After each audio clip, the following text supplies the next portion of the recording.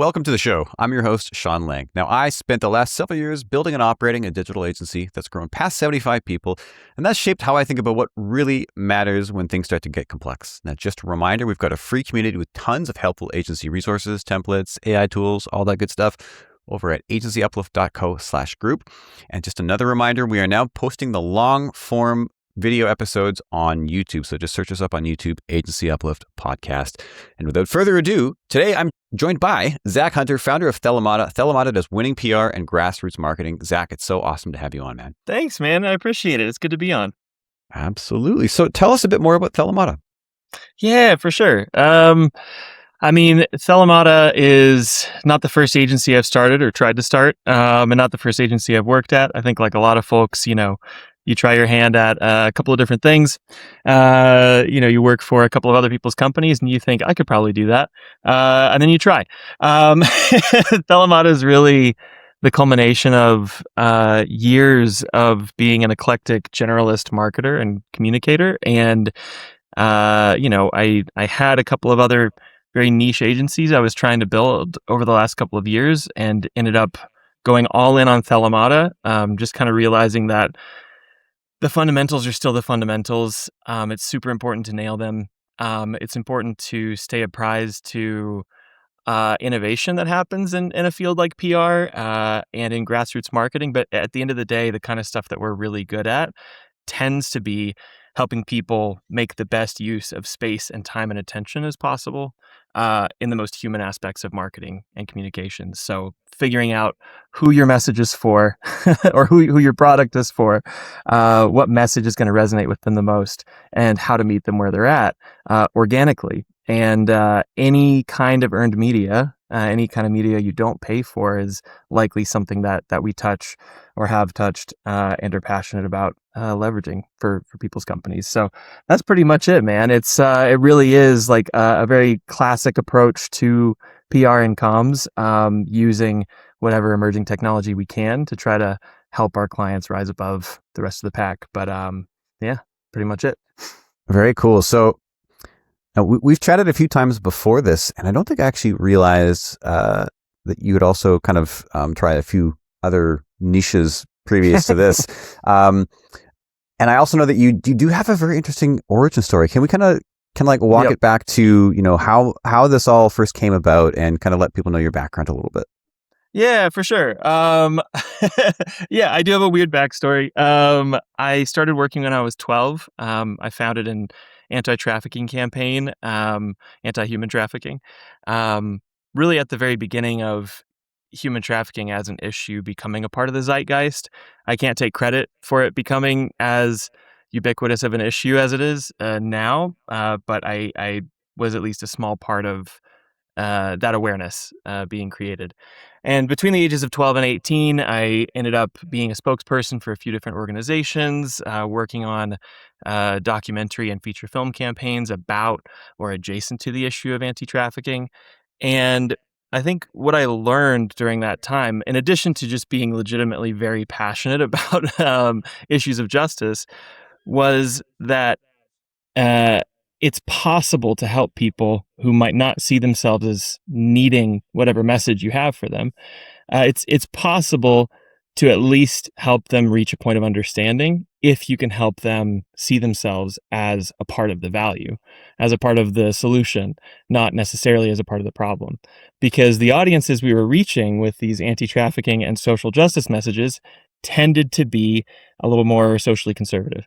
And as such, tended to maybe not be as connected intrinsically in terms of a personal value system to solving the problem when we talked about it as social justice. But if you can help people see themselves in the story that you're telling, especially if you can help them see themselves as the hero of the story, I learned you can Timeless principle. make it really easy, right? Yeah, absolutely. You can make it easy to mobilize them, and without tricking them. You're not trying to trick anybody. You're literally saying, "Hey, I see you like this. This is the problem. Terrible. Feels bad. I see you as being a constructive part of solving that problem, as being a co-creator in the value that we are communicating, right?" And that really stuck with me, just figuring out how to help message really challenging, difficult stories, stuff that stinks to hear about, uh, into something that people can hear and process and digest. It's not so dissimilar from, you know, uh, crisis comms at large, where you're helping people understand what went wrong and why, how things are being fixed. You know what I mean? Anyway, over the years, since then, I've had the opportunity to work on, feature film campaigns, a lot of nonprofit marketing and communications, which makes sense based on the starting point. And then tried my hand at startup marketing and comms after helping to launch some uh, early stage clickbait websites, learning how to write headlines and learning about the psychology of the click in the early 2010s. That's really where I cut my teeth as a writer, aside from long form writing, was headline writing, and figuring out what makes people click, what makes them tick, and yeah, since then, bunch of startups, a bunch of agency work, and that kind of brings us to Thelemata, what it is, why it works. It really is about figuring out who the hero of the story is that we're trying to tell, and helping them see themselves as such, right?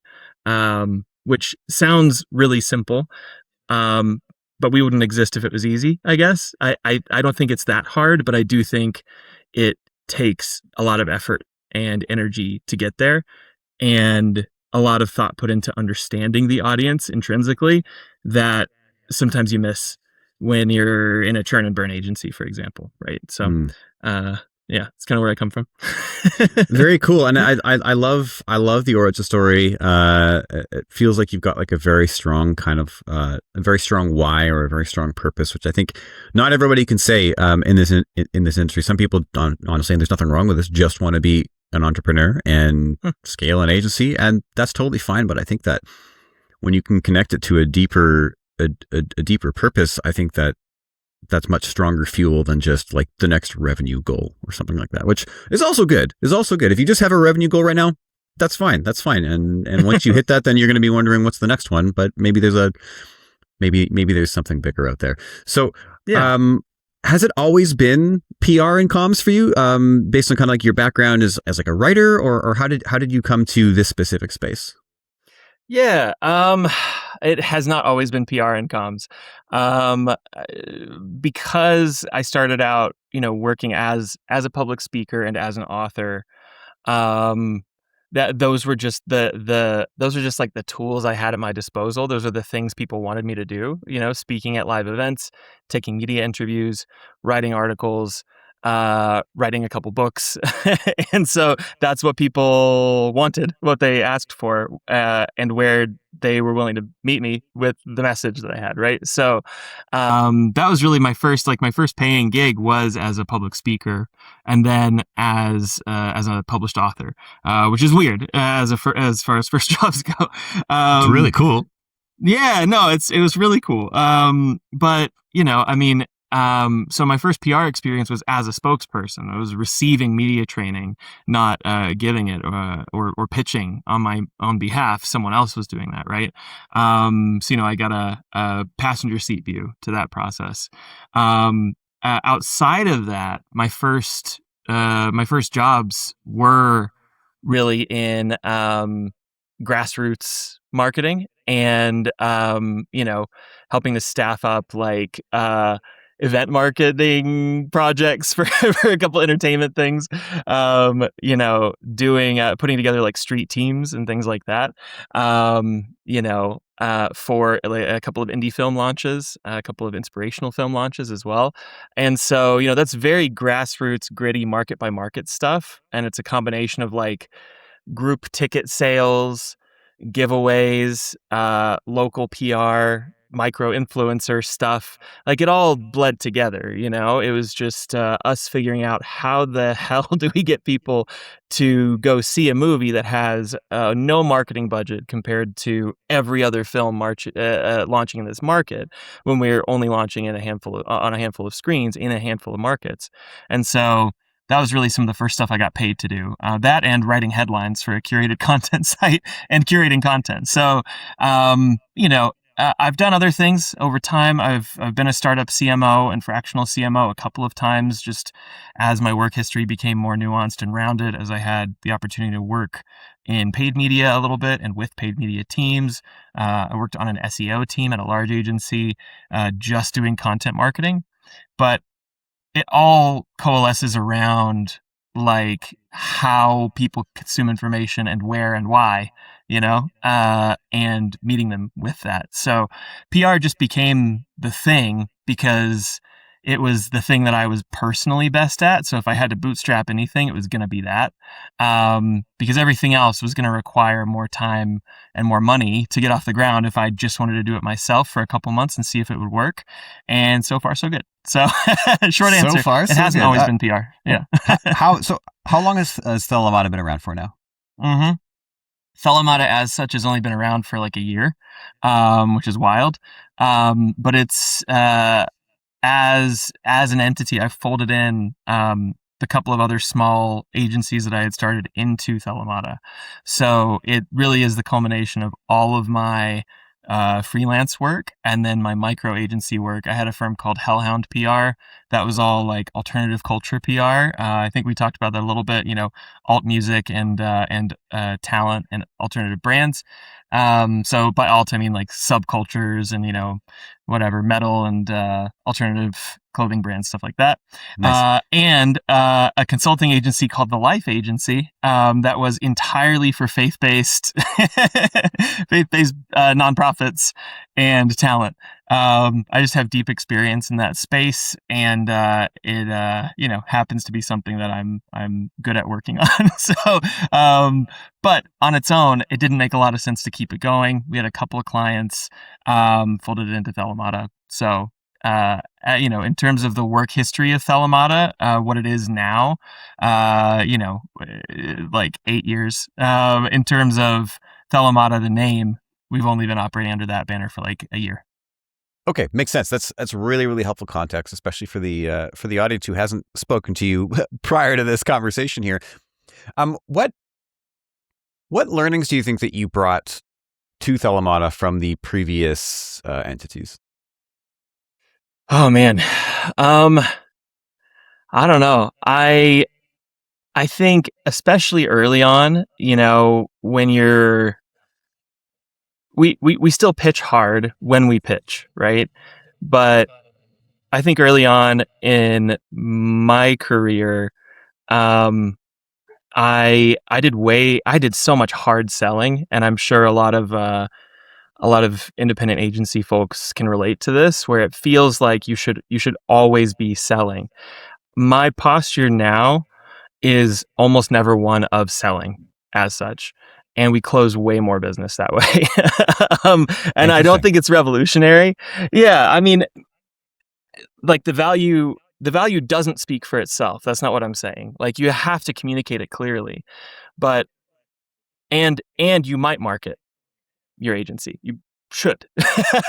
You should empower other folks who know you and like you and know your company and like your company, or who you meet in the process of networking or doing your work. Like, of course, of course, we promote and market our companies, but my posture is always one of trying to learn about and understand the person I'm talking to and just like get to know them as a person.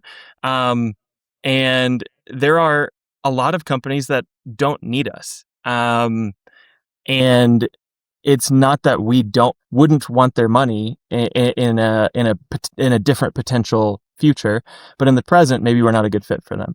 The only way to know that for sure, and the only way to know if they're going to be a good client to work with, like whether we want to work with them personally, is to get to know them, and hopefully vice versa. If I rub somebody the wrong way and they just do not like me, that doesn't mean they might not like somebody else at Thelemata, but who I am is a pretty big part of the company and what we're building. So, I mean, my whole posture is just like making as many friends as possible, and then Yeah. if they can do something for us, if we can do something for them, that's awesome.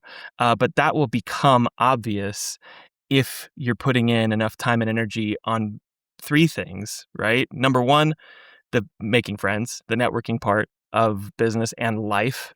Number two, yourself and self-knowledge, just like being a person, which is hard if you're also doing the startup grind. I totally get it. I have a long personal to-do list of just things I need to do on my own, life admin and things for myself, but that's a huge part of it in order to be able to then do number three, which is cultivating business wins, like continuing to move forward towards your revenue goals and the growth goals that your company has. Um, you know, and whatever that looks like beyond revenue too, from a growth standpoint, partnerships, hires, et cetera, all tied back to that, obviously. So, I mean, yeah, that's just how I tend to come at things now, which is very different than how I started. And I just cringe looking back on the moments that I hard sold people who clearly did not want or need what we were doing. And any of the times I actually closed those deals, they were not good. Like the relationships were not good. Doesn't matter if the work was good. It was bad. It reminds me of something that one of my mentors used to say. It'll always stick with me. And it was, a man convinced against his will is of the same opinion still. And so like you can get to yes from like this arm wrestling, whatever in the sales call. And then it's going to feel like every single client call afterwards is still kind of like an argument. And I don't know about you, but like, I don't have time for that kind of stress in my life. Yeah. No, it doesn't feel good. It doesn't feel good. Life can be hard enough anyway. You know what I mean? Like, let them go, Absolutely. Absolutely. I mean, that's why it's really important to really have an understanding of who you help and who you don't early on, so that, you can spot it and be like, we've done this before. This doesn't work. Let's just let it go. In terms of Thelemata, what's been like the biggest win so far? Ooh, man.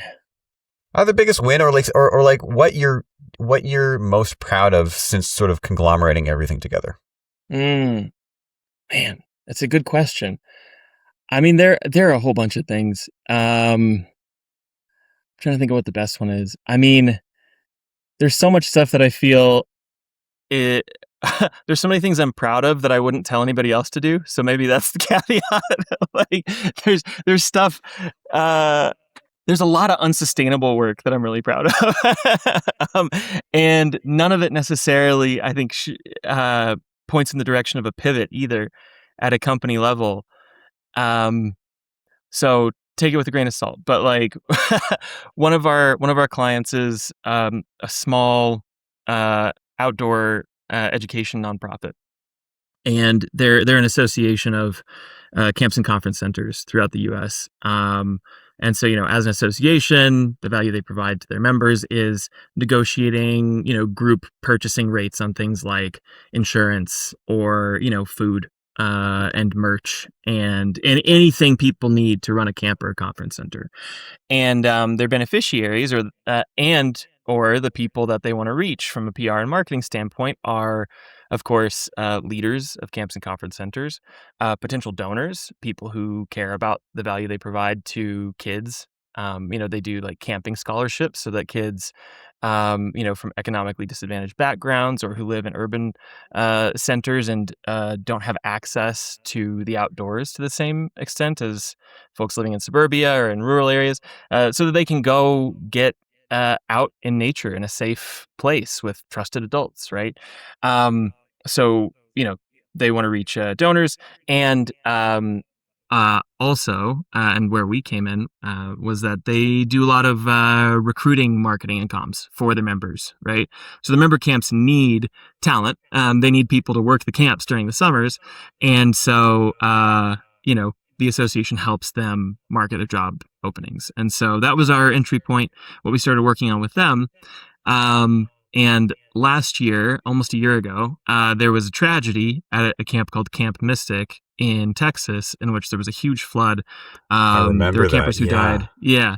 And so while the camp wasn't a member of this association, there were a lot of questions being asked.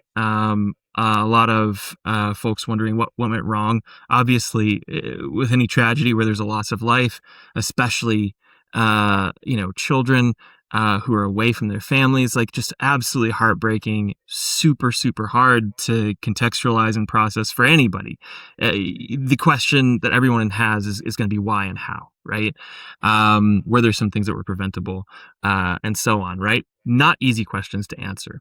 And the media was looking for folks who could help answer those questions and then talk about what needs to happen next, right? And how do you know that your kids are going to be safe if you send them to summer camp? All fair questions.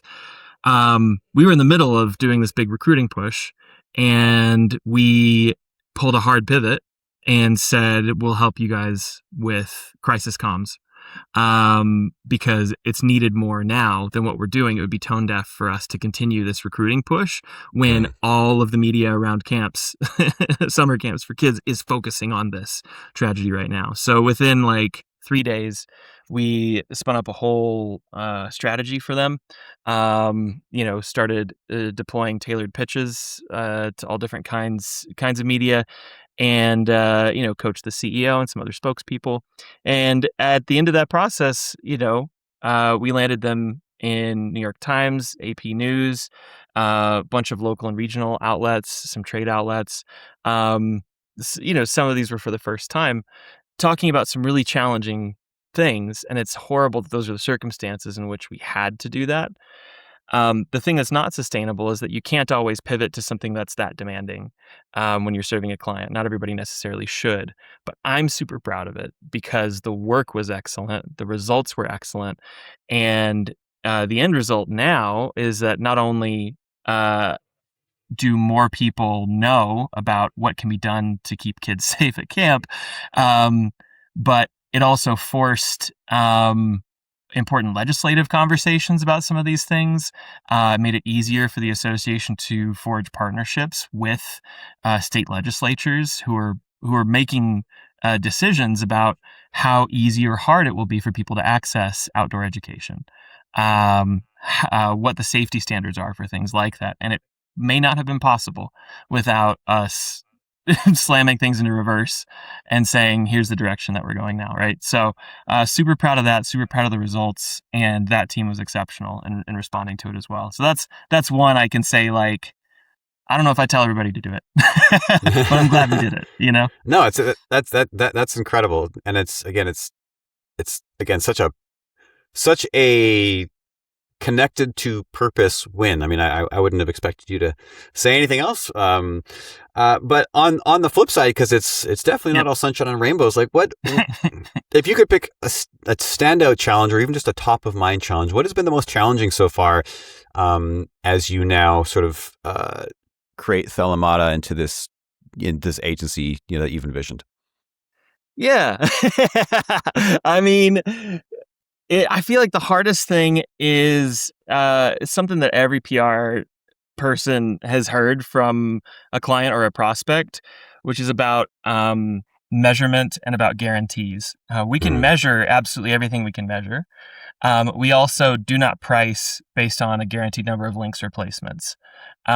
We do digital PR. I mean, we do PR that is expressly for the purposes of SEO and AEO or GEO or whatever you want to call it, just being findable in search engines and AI results. We can report on that visibility. That's not hard to do. It's a little nuanced because different ways of measuring report very different things, just like they do in SEO. If you're looking at Ahrefs or SEMrush or any of the other tools, none of them agree 100%. But people want guarantees, and I sometimes indulge the conversation and tell them, like, hey, if you want a guaranteed number of placements, I'm gonna have to charge you this this X our base price for this service, because um I know we can get there, but the amount of time that it would take to guarantee it with zero control over what gets picked up without us paying for it means that you have to pay for the maximum amount of time I think it would take for us to get there, right? I'm like, or you can pay us for the time to figure out how to get there, right? And it's always going to be cheaper. yeah. And so, I mean, it's not all about price. It's not all about guarantees or value. It's just that we're not one of those firms that's willing to uh, price out like pay for play links and pretend they're organic, we can have a conversation about what a quality paid backlink looks like. I think some of those exist depending on why you're doing it, for sure. But it's earned media, man. Like it's earned for a reason, because somebody who's a gatekeeper and a reporter of valuable information was willing to actually produce something about it and share it with a target audience, or share it in a place where it makes you findable to one of your target audiences, right? So that's a unique challenge that pops up a lot. It's just like, hey, we want guaranteed wins, and I'm like, that's cool. I mean, it's nice to have a few Yeah. different pricing options, right? Because then it gives people sort of the choice, and they start to see the value in it. Yeah. How does that sort of the multiple options sort of play into the pricing conversation with a prospect? Yeah, I mean, we price based on tactic, with the goal really being to provide the value that the client needs. I think most of the clients we work with could probably benefit from a more integrated approach than what some of them end up going with, but it's often just an issue of cost. So we do have cost-effective a la carte tactics that we offer to clients. So we'll do like just straight up, trade publication press releases for people, and that's quite cost effective. So if they just want to show up in search and AI results, um, by having releases go out at a regular cadence with valuable information for their industry, fantastic. We can do that. we can write and distribute press releases for you. It's fast. It's quite cheap. And it can be effective depending on what you need, right? That is not a PR campaign. We do brand PR campaigns that are fully integrated and include a whole bunch of different tactics depending on what the client needs, right? And it's usually some mix of visibility in search, brand visibility, showing up in places that have a lot of brand authority, right? So if they are another agency that we're working with, right? Having them show up in the drum, even in places like newer trade outlets like Roast Brief, which hasn't been around that long, but has been growing a lot. It helps them show up for the kinds of search terms they want to show up for. So anyway, it's always going to be a little more cost effective in the long run to enter into a retainer, long-term retainer relationship, which is what a lot of us are aiming for, or longer term, competitively priced agreements that we can plan on, that we can budget for in the long term. But we also offer, project-based stuff that we know we can handle. And we do a lot of that. We do a lot of project work still. Love it. So where do you see Thelemata going in the next year? Yeah. I think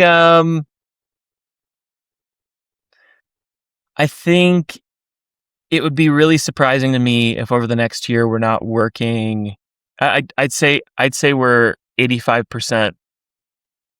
We're about 80% projects, 20% retainer business right now. I think those numbers will get a lot closer to 50-50 just in terms of the total percentage of our revenue. Just based on where things are headed. What that means is that we have the ability to focus more on product development, I think, for our clients and for our prospective clients, so that it takes less time for us to generate the kinds of wins that they're looking for. And so that we can make better use of just the people we have, the resources that we have.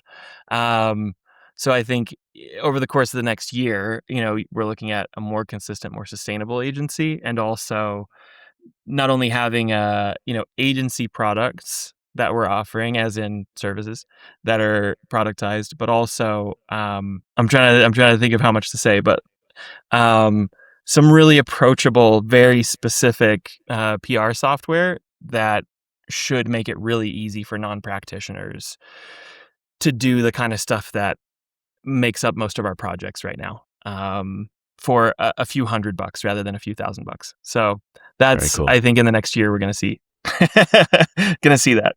Hint, hint. Very Yeah. cool. Well, Zac, man, it's been fantastic having you on here. I'm glad that we were able to make this work. Where can people find out more about you and Thelemata? Yeah, absolutely. Our website is thelemata.com, TheLemata.com. And yeah, you can find me Zac Hunter on LinkedIn. Pretty straightforward. Awesome, man. Well, thanks for coming on. Thanks, Sean. Appreciate it. Yeah, this has been great.